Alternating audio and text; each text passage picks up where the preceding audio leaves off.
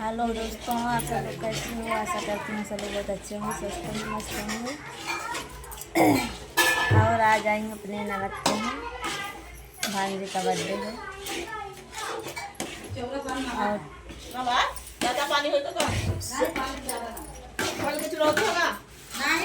और देखिए आप सब लोग देख सकते हैं, पनीर की सब्जी बन रही है।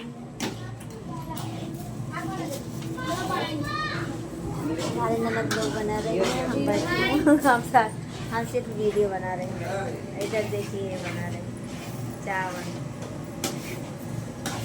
यहाँ चावल बन रहा है, यहाँ पनीर बन रही है।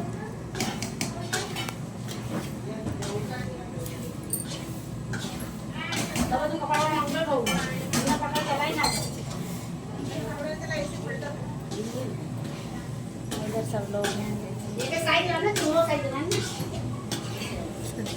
सब बैठे हैं। और देखिए हमारी बड़ी वाली भांजी है वो भी सब।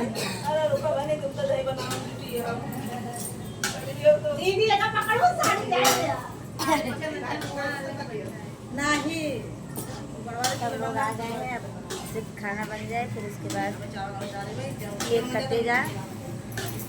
और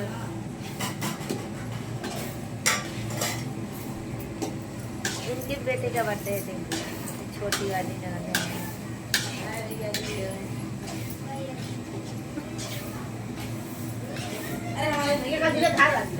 सब भैया जी हैं और देवर लोग रहते हैं इसमें, बाबू भैया। आप सबको हमारा ब्लॉग कैसा लगा कमेंट जरूर बताना।